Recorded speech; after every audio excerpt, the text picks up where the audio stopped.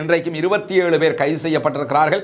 இதுவரைக்கும் 21 நபர்கள் அங்கே கொல்லப்பட்டிருக்கிறார்கள், ஷஹீதாகி இருக்கிறார்கள். தொடர்ந்து இஸ்ரேல் வெஸ்ட் பேங்க் பகுதிகளில் தாக்குதல்களை நடத்தி வருகிறார். அதே நேரம் அங்கே இருக்கக்கூடிய சுதந்திர ராணுவமும் தாக்குதல்களை பதிலடியாக கொடுத்து கொண்டிருக்கிற போதுதான் இன்றைக்கு ஒரு பள்ளி வாயலை அவர்கள் அழித்துக் கொண்டிருக்கக்கூடிய செய்திகள் வெளியாகி இருக்கிறது. திங்கட்கிழமை மாத்திரம் 2 லட்சம் பேர் சவுத் காசாவிலிருந்து நார்த் காசாவுக்கு வெளியேறி இருக்கிறார்கள். அகதிகளாக தஞ்சமடைந்திருந்தவர்கள் மீண்டும் தங்களுடைய வீடுகளை நோக்கி சென்றிருக்கிறார்கள்.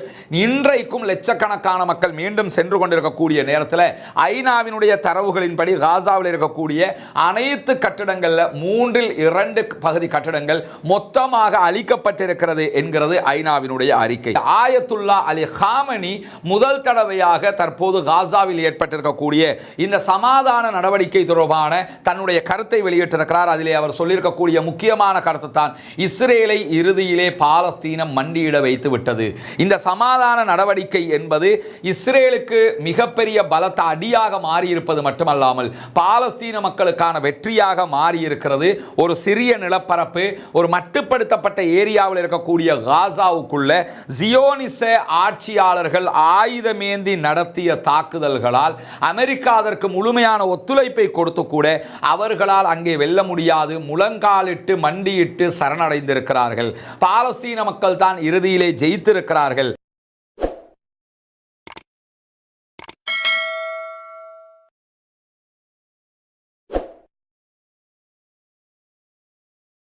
அஸ்ஸலாமு அலைக்கும் வரஹ்மத்துல்லாஹி வபரகாத்துஹு. அன்பிற்கினிய சகோதர சகோதரிகளே, நம் அனைவர் மீதும் ஏக இறைவனுடைய அமைதியும் கருணையும் உண்டாகட்டமாக என்கிற உயரிய பிரார்த்தனைகளோடு காசாவிலே தற்போது ஏற்பட்டிருக்கக்கூடிய சமாதான உடன்படிக்கை நேரத்தில் என்னவெல்லாம் நடக்கிறது என்கிற செய்திகளைத்தான் இன்றைக்கும் நாம் பார்க்க இருக்கிறோம். இன்றைக்கு சமாதானம் ஏற்பட்டு 10வது நாளாகவும் பாலஸ்தீன அப்பாவிகள் சொல்லனா துன்பங்களையும் இன்னல்களையும் அனுபவித்து வருகிறார்கள்.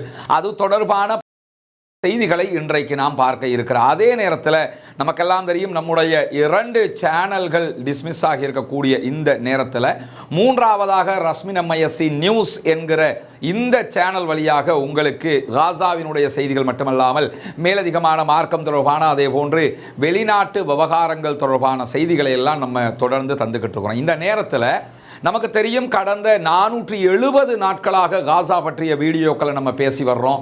அதே போன்று அதற்கு பிறகு இந்த சீஸ்ஃபயர் நேரத்தில் பேசி வர்றோம். எந்த ஒரு சந்தர்ப்பத்திலும் கஷ்ட துன்பங்களின் போது கூட இந்த வீடியோக்களை நாம் இடைநிறுத்தியது கிடையாது. காசாவினுடைய செய்திகளை மக்களுக்கு தந்துக்கிட்டே இருக்கிறோம். காரணம் என்னன்னா, அந்த மக்களுக்காக நாம் பிரார்த்தனை மாத்திரம் தான் செய்ய முடியும்.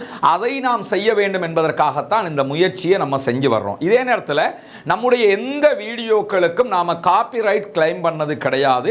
நிறைய சேனல்ஸ்கள் நம்ம வீடியோவை எடுத்து பயன்படுத்துறாங்க.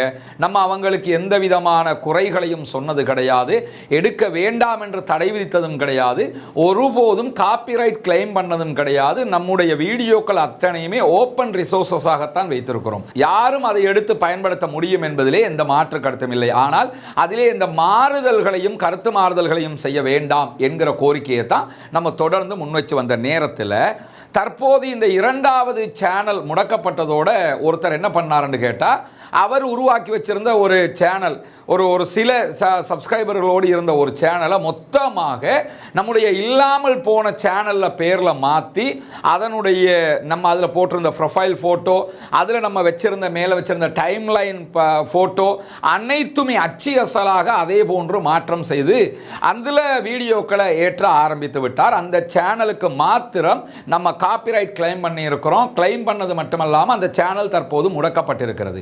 சம்பந்தப்பட்ட சேனலை சேர்ந்தவர் நம்ம தொடர்பு கொண்ட நேரத்தில் கூட நம்ம தெளிவாக என்ன சொன்னோம்னா, யாரும் நம்முடைய வீடியோவை எடுத்து பகிர்வதில் உங்க சேனலை ஏற்றிக்கிறதுக்கு எந்த தடையும் ஒருபோதும் நாம விதிக்கல, இன்னைக்கும் நாம விதிக்க போறதில்லை. ஆனால் என்னுடைய புகைப்படத்தையே பயன்படுத்தி என்னுடைய அதே சேனல் பேரில் என்னுடைய சேனல் மாதிரியே காட்டி மக்களை ஏமாற்றி அதனூடாக வருமானம் பார்ப்பதற்கு நாங்கள் ஒருபோதும் அனுமதி மதிப்பதில்லை. இது போன்ற நிஃபாக்குத்தனமான, இது போன்ற முனாஃபிக்குத்தனமான வேலைகளுக்கு ஒருபோதும் அனுமதி கொடுக்க முடியாது என்று சொல்லி, இதை செய்ய வேண்டாம், உடனடியாக பேர்களை மாற்றி உங்க பேர்ல அதை வச்சுக்கிட்டு நீங்க செயல்பட்டா எங்களுக்கு எந்த பேரும் இல்லை, ஏதோ ஒரு பேர்ல வச்சுக்கிறீங்க, வீடியோவை தாராளமாக ஏற்றிக்கிறீங்க, எங்களுடைய சேனல் மாதிரியே அதை காட்டாதீங்க என்று சொல்லியும் அவர் கேட்காத பட்சத்தில் அந்த சேனலுக்கு எதிராக நம்ம காப்பிரைட் கிளைம் பண்ணி அந்த சேனல் தற்போது முடக்கப்பட்டிருக்கு. அந்த செய்தியை நம்ம உங்களுக்கு ஏன் சொல்றோம் என்று கேட்டால், யார் மீதும் எந்த விதமான தடைகளையும் நம்ம விதிக்காத போது நம்ம வீடியோவை எடுத்து பயன்படுத்துறீங்கன்னும் போது அதனுடைய ஒரு நியாயம் இருக்க வேண்டும், அதற்கு ஒரு நிதர்சனமான யதார்த்தம் இருக்க வேண்டும். இப்படியான சூழ்ச்சிகளை செய்து வீடியோக்களை பகிர்வதற்கு யாரும் முயற்சிக்க கூடாது. அது ஒரு பெரிய லட்சக்கணக்கான சப்ஸ்கிரைபர்களை எட்டி இருக்கவும் இல்லை, வெறும் 1000-1500 சப்ஸ்கிரைபர்களை தான் எட்டி இருந்தது. இருந்தாலும் இப்படியான வேலையை யாரும் செய்யக்கூடாது என்று அவருக்கு சொல்லியும் கேட்காத பட்சத்தில் இந்த நடவடிக்கையை மேற்கொண்டிருக்கிறோமே தவிர, அது தவிர நிறைய சகோதரர்கள் நம்முடைய வீடியோக்களை பகிர்றீங்க, பதிவேற்றம் பண்றீங்க, தாராளமாக பண்ணுங்க, மக்களுக்கு இந்த செய்தி போய் சேர வேண்டும் என்பது மட்டும்தான் நம்முடைய யோசனை. அதிலும் உங்களுக்கு தெரியும், இப்போ நம்ம சேனலில் போடுற வீடியோக்கள் கூட 10,000, 15,000, 20,000 பேர் பார்க்குறாங்கன்னு சொன்னால், நம்ம சேனலில் இருந்து எடுத்து வேறு வேறு சேனல்களில் வீடியோக்களை போட்டிருப்பாங்க, லட்சக்கணக்கில் அதில் மக்கள் பார்த்துருப்பாங்க. இதில் நமக்கு எந்த பிரச்சனையும் கிடையாது, இது செய்தி போக வேண்டும், அவ்வளவுதான். இந்த மாதிரி திட்டமிட்டு நம்ம பேரை பயன்படுத்தியே ஒருவர் ஏமாற்ற நினைக்கிறார் என்றால், சொல்லியும் கேட்கவில்லை என்றால் மாத்திரம்தான் இந்த வேலையை நம்ம பண்ணியிருக்கிறோம்ங்கிறதையும் உங்களுக்கு மத்தியிலே சொல்லிக் கொள்கிற அதே நேரம், இன்றைக்கு இடம்பெற்றிருக்கக்கூடிய பல முக்கியமான செய்திகளில் பின்னால் தெரிகிற இந்த காட்சியை நீங்கள் பார்க்க முடியும். தொடர்ந்து 3வது நாளாக லட்சக்கணக்கான மக்கள் இப்படியான பயணத்தை மேற்கொண்டு வருகிறார்கள், தொடர்ந்து பயணித்துக் கொண்டே இருக்கிறார்கள். நார்த் காசாவை நோக்கி, சவுத் காசாவிலிருந்து நார்த் காசாவை நோக்கித்தான் இந்த மக்கள் பயணித்துக் கொண்டிருக்கிறார்கள். இதிலே இன்றைக்கு அல் ஜசீரா ஒரு வீடியோவை வெளியிட்டிருக்கிறது. அல் ஜசீராவினுடைய ஊடகவியலாளர் ஒருவர் இப்படி அவரும் அவருடைய வடக்கு காசாவில் இருக்கக்கூடிய வீட்டை நோக்கி பயணிக்கிற நேரத்தில் அவர் சொல்லக்கூடிய தகவல்கள் எல்லாம் ஒரு விதமான நெகிழ்வூட்டக்கூடிய, தாங்க முடியாத கவலையை தரக்கூடிய செய்திகளாக இருக்கிறது. பார்க்க கிடைக்கிற சகோதரர்கள் அந்த வீடியோவை நீங்கள் பார்த்துக் கொள்ள முடியும். இந்த நிலையில தான் இன்றைக்கு பாலஸ்தீன விடுதலை அமைப்பு வெளியிட்டிருக்கக்கூடிய அறிக்கையில் என்ன சொல்றாங்கன்னு சொன்னா, வடக்கு காசா மட்டுமல்லாமல் நாட்டின் பல பகுதிகளிலும் இருக்கக்கூடிய வெடிக்காத பல குண்டுகள் இருக்கிறது, அவற்றையெல்லாம் உடனடியாக தாங்கள் அழித்து வருவதாக பாலஸ்தீன விடுதலை அமைப்பு சொல்வது மட்டுமல்லாமல், சில இடங்களில் கன்னிவெடிகள் போன்றவைகள் இருக்கிற காரணத்தினாலும் ரொம்ப கவனமாக நடந்து கொள்ளுமாறும் சொல்லி இருக்கிறார்கள். இதெல்லாம் நினைக்கும் போது எவ்வளவு வேகமாக செயல்படுறாங்கிறது நம்ம பார்க்க வேண்டியிருக்கிறது. என்னன்னா, மக்கள் லட்சக்கணக்கில் உடனடியாக அவங்களுடைய இடங்களை நோக்கி நகர்ந்துகிட்டு இருக்கிறாங்க. அங்க வீடே இல்லைன்னா கூட தெரு மட்டும்தான் இருந்தா போய் பார்ப்பாங்க. அல் ஜசீராவினுடைய இந்த பத்திரிகையாளர் போய் பார்க்கும்போது கூட அங்க வீடு கிடையாது, தெரு மட்டும்தான் இருக்கிறது. இருந்தாலும் அது எங்களுடைய இடம் என்பதற்காக அந்த மக்கள் தங்களுடைய உயிரை கையிலே பிடித்துக் கொண்டு நகர்கிற நேரத்தில் வெடிக்காத குண்டுகள் இருந்தால் அது மிகப்பெரிய ஆபத்தாக மாறிவிடும் என்று அவற்றை எல்லாம் அகற்றுகிற வேலையை பாலஸ்தீன அரசாங்கம் தற்போது மும்முரமாக செய்து வரக்கூடிய செய்திகள் வெளியாகி இருக்கிற போது, 33 பணைய கைதிகளில் 8 பேர் ஆல்ரெடி மரணித்து விட்டார்கள் என்கிற செய்திகளை பாலஸ்தீன விடுதலை அமைப்பு நேற்றைய தினமே அறிவித்திருந்தது. நம்முடைய நேற்றைய வீடியோவில் நம்ம சொல்லியிருந்தோம். இந்த நேரத்தில் தான் எதிர்வருகிற வியாழக்கிழமை 4 பேரும், சனிக்கிழமை மீண்டும் சில பேரும் பணைய கைதிகள் விடுதலை செய்யப்பட இருக்கிறார்கள் என்று இஸ்ரேல் அறிவித்திருக்கக்கூடிய செய்திகள் வெளியாகி இருக்கிற அதே நேரத்தில் 2 இஸ்ரேலிய பெண்கள், அதோடு அர்பல் யஹூட், அதே போன்று அகம் பெர்கர் என்கிற 2 பெண்கள், மொத்தமாக 4 பெண்கள் எதிர்வருகிற வியாழக்கிழமை விடுதலை செய்யப்பட இருக்கிறார்கள் என்கிற செய்திகள் வெளியாகி இருக்கிறது. இந்த 4 பேருக்கு பதிலாக அதற்கு ஏற்றாற்போல் ஒருவருக்கு 30 பேர் என்கிற ரீதியில் பாலஸ்தீன மக்களும் விடுதலை செய்யப்பட இருக்கிறார்கள். இந்த அர்பல் யஹூட் அவர்களை தான் மீண்டும் மீண்டும் இஸ்ரேல் கேட்டுக்கொண்டிருக்கிறது. இவர் ஒரு விண்வெளி ஆராய்ச்சியாளராக இருக்கிறார். அவரும் எதிர்வருகிற வியாழக்கிழமை விடுதலை செய்யப்பட இருக்கக்கூடிய நேரத்தில் இறந்தவர்களுடைய பெயர்கள் பட்டியல் முழுவதுமாக பாலஸ்தீன் விடுதலை அமைப்பு கொடுத்திருக்கிற போது, அந்த பெயர் பட்டியலில் எதையுமே அந்த குடும்பங்களுக்கு நாங்கள் சொல்லலை. இந்த டேட்ல இன்னார் விடுதலை ஆகிறாங்கன்னு தான் நாங்கள் சொல்லிக்கிட்டு இருக்கிறோம். அவர் விடுதலை ஆகிற போது யார் மரணித்திருக்கிறாரோ அவருடைய பாடியை கொண்டு போய் அவங்கள்ட்ட ஒப்படைப்போம் என்று சொல்லி இன்றைக்கு இஸ்ரேல் அறிவித்திருக்கிற அதே நேரத்தில் சுமார் 90 பணைய கைதிகள் பாலஸ்தீனில் இருப்பதாக நம்பப்படுகிறது. அதிலே 31 பேர் தான் விடுதலை செய்யப்பட இருக்கிறார்கள். அதிலும் ஒரு மொத்தமாக 30 பேர் அளவுக்கு கொல்லப்பட்டிருக்கலாம், அவர்களுடைய பாடி தான் கிடைக்கும் என்கிற நம்பிக்கை இருக்கிறது. அப்படி 30 பேர் அளவுக்கு கொல்லப்பட்டிருந்தால் 60 பேரை தான் உயிரோடு பாலஸ்தீன விடுதலை அமைப்பு ஒப்படைப்பார்கள் என்கிற செய்திகளையும் நாம் இந்த இடத்திலே புரிந்து கொள்ளுகிற அதே நேரம், இன்றைக்கு பாலஸ்தீனத்தினுடைய வெஸ்ட் பேங்க் ஜெனின் பகுதிகளில் பள்ளிவாசலை மொத்தமாக உடைக்கிற வேலையை இஸ்ரேலிய ஆக்கிரமிப்பு ஆக்கிரமிப்பு ராணுவம் செய்யக்கூடிய காட்சிகள் வெளியாகி இருக்கிறது. ஜெனின் பகுதியில் இன்றைக்கும் 27 பேர் கைது செய்யப்பட்டிருக்கிறார்கள். இதுவரைக்கும் 21 நபர்கள் அங்கே கொல்லப்பட்டிருக்கிறார்கள், ஷஹீதாகி இருக்கிறார்கள். தொடர்ந்து இஸ்ரேல் வெஸ்ட் பேங்க் பகுதிகளில் தாக்குதல்களை நடத்தி வருகிறார். அதே நேரம் அங்கிருக்கக்கூடிய சுதந்திர ராணுவமும் தாக்குதல்களை பதிலடியாக கொடுத்துக் கொண்டிருக்கிற போதுதான் இன்றைக்கு ஒரு பள்ளி வாயலை அவர்கள் அழித்துக் கொண்டிருக்கக்கூடிய செய்திகள் வெளியாகி இருக்கிறது. திங்கட்கிழமை மாத்திரம் 2 லட்சம் பேர் சவுத் காசாவிலிருந்து நார்த் காசாவுக்கு வெளியேறி இருக்கிறார்கள். அகதிகளாக தஞ்சமடைந்திருந்தவர்கள் மீண்டும் தங்களுடைய வீடுகளை நோக்கி சென்றிருக்கிறார்கள். இன்றைக்கும் லட்சக்கணக்கான மக்கள் மீண்டும் சென்று கொண்டிருக்கக்கூடிய நேரத்தில் ஐநாவினுடைய தரவுகளின்படி காசாவில் இருக்கக்கூடிய அனைத்து கட்டிடங்கள்ல 3/2 பகுதி கட்டிடங்கள் மொத்தமாக அழிக்கப்பட்டிருக்கிறது என்கிறது ஐநாவினுடைய அறிக்கை. அது மட்டுமல்லாமல் காசாவில் இருக்கக்கூடிய மருத்துவமனைகளில் கடந்த 24 மணி நேரங்களுக்குள்ளாக 11 ஜனாசாக்கள் கிடைத்திருப்பதான செய்திகள் வெளியாகி இருக்கிறது. இதெல்லாம் அந்த கட்டிட இடிபாடுகளுக்கு உள்ளே இருக்கக்கூடிய ஜனாசாக்கள், அவைகளும் மீட்கப்பட்டு கொண்டே இருக்கிறது. வல்ல ரஹ்மான் அவர்களுடைய பாவங்களை மன்னிக்க வேண்டும். இணை வைக்காத பட்சத்தில் அவர்களுக்கு உயர்தரமான ஜன்னத்துல் ஃபிர்தௌஸ் கிடைப்பதற்கான வாய்ப்பு இருக்கிறது. ஷஹீதுடைய அந்தஸ்துகள் கிடைப்பதற்கான வாய்ப்பு இருக்கிறது. அல்லாஹ்வே அதை அவர்களுக்கு வழங்க வேண்டும் என்கிற பிரார்த்தனைகளையும் இந்த இடத்திலே முன்வைத்துக் கொண்டு, நமக்கு தெரியும் டொனால்ட் ட்ரம்ப் ஒரு முக்கியமான ஒரு அறிவித்தலை விடுத்திருந்தார். கிளீன் காசா என்கிற ஒரு திட்டம். காசாவிலிருந்து மொத்தமாக பாலஸ்தீனர்களை வெளியேற்றி அவர்களை எகிப்துக்கு அல்லது ஜோர்தானுக்கு அனுப்புவது என்கிற திட்டம். ஜோர்தான் ஆல்ரெடி இந்த திட்டத்தை மறுத்துவிட்டதாக அறிவித்திருந்த நிலையில் இன்றைக்கு எகிப்தினுடைய ஜனாதிபதி அப்துல் ஃபதா சிசியும் நாங்கள் அந்த திட்டத்தை ஏற்றுக்கொள்ள முடியாது என்று சொல்லி அதிரடியாக அறிவித்திருக்கிறார் என்கிற செய்திகள் வெளியாகி இருக்கிற நேரத்தில் ட்ரம்பினுடைய இந்த பேச்சுக்கு உடனடியாக பதிலடி கொடுத்தமைக்கு நன்றி தெரிவித்துக் கொள்கிறோம் என்று பாலஸ்தீனிய அரசாங்கம் இன்றைக்கு பகிரங்கமாக அறிக்கை வெளியிட்டிருக்கிறார்கள். அப்துல் ஃபதா சிசிக்கு நன்றி தெரிவித்திருக்கிறார்கள். ஜோர்தானுடைய மன்னர் அப்துல்லாஹுக்கும் நன்றி தெரிவித்திருக்கிறார்கள் என்கிற செய்திகளும் இன்றைக்கு வெளியாகி இருக்கிற அதே நேரம் கத்தார் அரசாங்கம் இன்றைக்கு கடுமையான ஒரு கண்டன அறிக்கை இதற்கு எதிராக வெளியிட்டிருக்கிறது. நமக்கு தெரியும் இந்த எல்லா நாடுகளையும் விட அமெரிக்காவோட ரொம்ப நெருக்கமாக இருக்கக்கூடிய நாடுன்னு சொன்னா கத்தார் தான். அப்படி நெருக்கமாக இருக்கிறவங்க தான் கண்டிக்கிறதுக்கு யோசிப்பாங்க. ஆனா அமெரிக்காவோடு அரைகுறை தொடர்புகளோடு இருக்கக்கூடிய அரபு நாடுகளே கண்டிப்பதற்கு தயங்குகிற நேரத்தில் ரொம்ப நெருக்கமாக இருக்கக்கூடிய கத்தார் வெளிப்படையாக கண்டித்திருப்பது மட்டுமல்லாமல் பாலஸ்தீன மக்கள் தங்களுடைய உரிமைகளை பெறுவதின் அவசியத்தை நாங்கள் எப்பொழுதுமே உறுதியாக நிலைநாட்டிக் கொண்டிருக்கிறோம், அதிலே தெளிவாக இருக்கிறோம் என்று அறிவித்திருப்பதோடு 2 நாடு தீர்வுகள் தான் இதற்கு முழுமையான பதிலடியாக மாறும். எனவே காசாவிலிருந்து மக்களை வெளியேற்றுறதை பற்றி யோசிக்கிறதை விட்டுவிட்டு காசாவுக்கு தனிநாடு அந்தஸ்து கொடுப்பதை பற்றித்தான் அமெரிக்காவும் யோசிக்க தலைப்பட வேண்டும் என்று சொல்லி இன்றைக்கு கத்தாருடைய வெளிவிவகார அமைச்சகத்தினுடைய ஊடக பேச்சாளர் மஜீத் அல் அன்சாரி ஊடகங்களுக்கு பேசியிருக்கிறார் என்கிற செய்திகளும் பதிவு செய்யப்பட்டிருக்கிற அதே நேரத்தில் அன்பிற்கினிய சகோதர சகோதரிகளை உங்களுக்கெல்லாம் தெரியும், தொடர்ந்தும் பாடசாலை மாணவர்களுக்கான பாடசாலை உபகரணங்களை இலவசமாக அன்பளிப்பாக வழங்கக்கூடிய காரியத்தை நம்ம ஹாப்பி டு லேர்ன் என்கிற பெயரில் செஞ்சு வர்றோம்.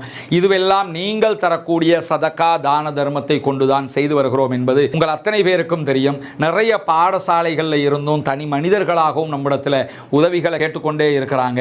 முடிஞ்ச வரைக்கும் நீங்கள் தரக்கூடிய உதவிகளை வைத்து அவர்களுக்கு செய்து கொண்டிருக்கிறோம்.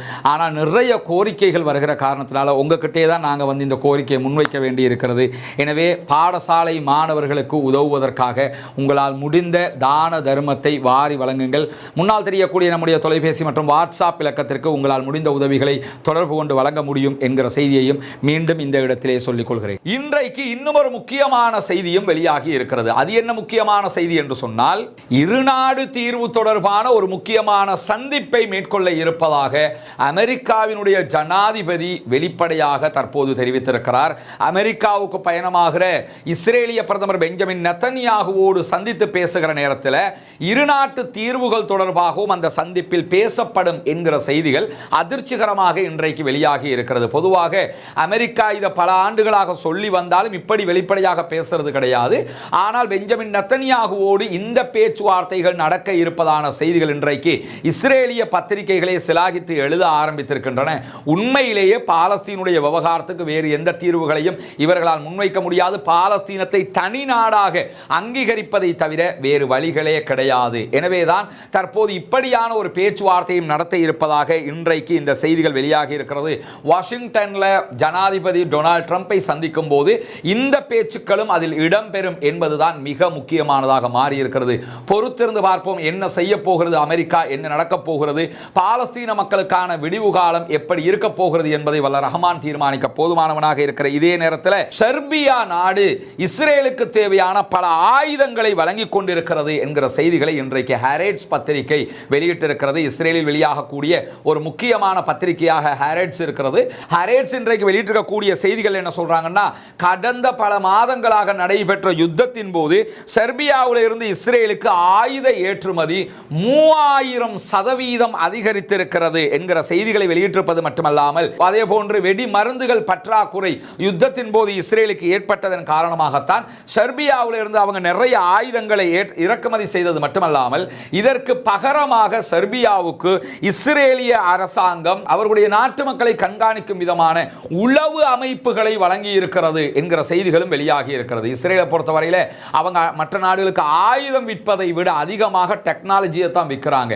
அடுத்தவனை கண்காணிக்கிறது எப்படி, அடுத்தவனை ரகசியமா தேடுறது எப்படி, அவன் அறியாமலேயே அவனை பார்த்து நம்ம தேவையான தகவல்களை எடுத்துக்கிறது எப்படி, இந்த மாதிரி அவன மொபைலுக்குள்ள ஊடுருவது எப்படி, இந்த மாதிரி வேலைகளை தான் அவர்கள் அதிகமாக செய்கிறார்கள், அதிகமாக வருமானம் ஈட்டுகிறார்கள். அந்த அடிப்படையில் செர்பியாவுக்கும் இதை அவர்கள் வழங்கி இருப்பதாக சொல்லப்படுகிற செய்திகள் இன்றைக்கு வெளியாகி இருக்கிறார். அதே நேரம் இன்றைக்கு ஈரானுடைய ஆன்மீக தலைவராக மதிக்கப்படக்கூடிய ஷியா ஆன்மீக மதகுருவாக இருக்கக்கூடிய ஆயத்துல்லா அலி காமனி முதல் தடவையாக தற்போது காசாவில் ஏற்பட்டிருக்கக்கூடிய இந்த சமாதான நடவடிக்கை தொடர்பான தன்னுடைய கருத்தை வெளியிட்டிருக்கிறார். அதிலே அவர் சொல்லியிருக்கக்கூடிய முக்கியமான கருத்து தான், இஸ்ரேலை இறுதியிலே பாலஸ்தீனம் மண்டியிட வைத்து விட்டது. இந்த சமாதான நடவடிக்கை என்பது இஸ்ரேலுக்கு மிகப்பெரிய பலத்த அடியாக மாறியிருப்பது மட்டுமல்லாமல் பாலஸ்தீன மக்களுக்கான வெற்றியாக மாறியிருக்கிறது. ஒரு சிறிய நிலப்பரப்பு, ஒரு மட்டுப்படுத்தப்பட்ட ஏரியாவில் இருக்கக்கூடிய காசாவுக்குள்ள ஜியோனிச ஆட்சியாளர்கள் ஆயுதமேந்தி நடத்திய தாக்குதல்களால் அமெரிக்கா அதற்கு முழுமையான ஒத்துழைப்பை கொடுத்து கூட அவர்களால் அங்கே வெல்ல முடியாது, முழங்காலிட்டு மண்டியிட்டு சரணடைந்திருக்கிறார்கள். பாலஸ்தீன மக்கள் தான் இறுதியிலே ஜெயித்திருக்கிறார்கள் என்கிற செய்திகளை அவர் வெளிப்படையாக சொல்லியிருப்பது மட்டுமல்லாமல் காசாவில் இருந்து எகிப்துக்கு அல்லது ஜோர்தானுக்கு பாலஸ்தீன மக்களை வெளியேற்றுவது என்பது ஒரு காலம் நடத்த முடியாத நடக்காத ஒரு காரியமாக இருக்கிறது.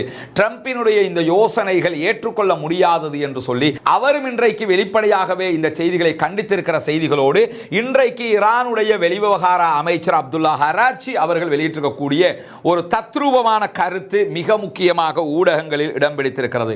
அது என்ன கருத்து என்று சொன்னால், ஈரான் மீது அணு ஆயுத தாக்குதலை டொனால்ட் ட்ரம்ப் ஆட்சிக்கு வந்ததற்கு பிறகு இஸ்ரேலை அழைத்துக் கொண்டு நடத்தலாம் என்கிற பேச்சுக்கள் இருக்கும் போது இன்றைக்கு அப்துல்லா ஹராச்சி அவர்கள் வெளியிட்டிருக்கக்கூடிய கருத்துக்கள் என்ன சொல்லியிருக்கிறார்னா, ஈரானை அமெரிக்காவும் இஸ்ரேலும் தாக்க நினைப்பது என்பது பைத்தியக்காரத்தனமான ஒன்றாக மாறிவிடும். ஈரானுடைய அணு உலைகள் மீது அவர்கள் தாக்குதல் நடத்துவது பைத்தியக்காரத்தனத்தின் உச்சமாக மாறிவிடும். எனவே அது இந்த பிராந்தியத்தையே அழிப்பதற்கு துணை போய்விடும். அணு ஆயுத தாக்குதல்ங்கிறது சாதாரணமானது கிடையாது. அதிலும் ஈரானுடைய அணு நிலையங்கள் மீது தாக்குதல் நடத்தினால், அங்க அணு இருக்கும் போது அணு நிலையங்கள் மீது தாக்குதல் நடத்தினாலும் முழு பிராந்தியமும் நாசமாய் போய்விடும், அல்லது அணு ஆயுத தாக்குதல் நடத்தினாலும் முழு பிராந்தியமும் நாசமாய் போய்விடும். எனவே இந்த பைத்தியக்காரத்தனத்தை அவர்கள் செய்ய முனைந்தால் கண்டிப்பாக உச்சகட்ட பதிலடியை எங்களிடமிருந்து பெற்றுக்கொள்வார்கள் என்கிற செய்திகளையும் இன்றைக்கு அப்துல்லா ஹராச்சி சொல்லி இருப்பது மட்டுமல்லாமல், பாலஸ்தீனத்தில் இருக்கக்கூடிய மக்களை எகிப்துக்கு அல்லது ஜோர்தானுக்கு அனுப்புவது என்கிற கிளீன் காசா என்கிற இந்த திட்டத்திற்கு எதிராக தன்னுடைய கருத்தை மற்ற எல்லா நாடுகளையும் விட வலுவாக பதிவு செய்திருக்கிறார். அது என்ன கருத்தை பதிவு செய்திருக்கிறார் என்று சொன்னால், என்னுடைய பரிந்துரை என்பது வேறு. காசாவில் இருக்கிற மக்களை எகிப்துக்கு அனுப்பணும் என்று சொல்லி ட்ரம்ப் பரிந்துரைச்சிருக்கிறாரு, அல்லது ஜோர்தானுக்கு அனுப்பணும் என்று சொல்லி ட்ரம்ப் பரிந்துரை பண்ணியிருக்கிறாரு. ஆனால் நான் வேறு விதமான ஒரு பரிந்துரையை பண்ணுகிறேன் என்று சொல்லிட்டு என்ன சொல்றாருன்னா, அனுப்பப்பட வேண்டியது பலஸ்டைன் மக்கள் அல்ல, பாலஸ்தீன மக்களுக்கு பதிலாக தற்போது கிரீன்லாந்தை இலக்கு வச்சு கொண்டிருக்குது அமெரிக்கா. கிரீன்லாந்தை கைப்பற்றுறதுக்கு யோசிச்சுக்கிட்டு இருக்கிறாங்க. அப்படி இருக்கிற நேரத்தில் இஸ்ரேலியர்களை கிரீன்லாந்துக்கு அனுப்புங்கள். அதுதான் நீங்கள் செய்ய வேண்டிய வேலையை தவிர பாலஸ்தீன காசா மக்களை நீங்கள் வேறு இடங்களுக்கு அனுப்புவோம் என்று நினைப்பது ஏற்றுக்கொள்ள முடியாது. நீங்கள் செய்ய வேண்டிய ஒருவேளை வந்து ஆக்கிரமித்திருக்கக்கூடிய இஸ்ரேலியர்களை கிரீன்லாந்துக்கு அனுப்புங்கள், அதுதான் நீங்கள் செய்ய வேண்டிய மிக முக்கியமான பணி என்று சொல்லி இன்றைக்கு வெளிப்படையாக கண்டித்திருக்கிறார். இந்த செய்திகளும் இன்றைக்கு வெளியாகி இருக்கிறது. இது எப்படி போனால் தொடர்ந்து ஈரானுடைய ஆதரவு பாலஸ்தீன மக்களுக்கு இருப்பது என்பது மிக மிக வரவேற்புக்குரியது. கத்தாருடைய கண்டனங்கள் மிக மிக வரவேற்புக்குரியது. இதுவெல்லாம் பாலஸ்தீன மக்களுக்கான ஒத்தடங்களாக மாறி இருக்கிறது. பாலஸ்தீனம் வெற்றி பெற வேண்டும், பாலஸ்தீனம் சுதந்திரம் அடைய வேண்டும், பாலஸ்தீன மக்கள் நம்மை போன்ற நிம்மதியானவர்களாக மாற வேண்டும் என்கிற உயரிய கோரிக்கைகளோடு மறக்காமல் ரஸ்மின் எம்ஐஎஸ் நியூஸ் என்கிற இந்த சேனலை சப்ஸ்கிரைப் செய்து கொள்ளுங்கள். சப்ஸ்கிரைப் செய்வது மட்டுமல்லாமல் மற்ற மக்களுக்கும் இந்த செய்திகளை கொண்டு போய் சேருங்கள் என்கிற உயரிய கோரிக்கைகளோடு முடித்துக் கொள்கிறேன். வாஹர் தஅவானா அல்ஹம்துலில்லாஹி ரப்பில் ஆலமீன்.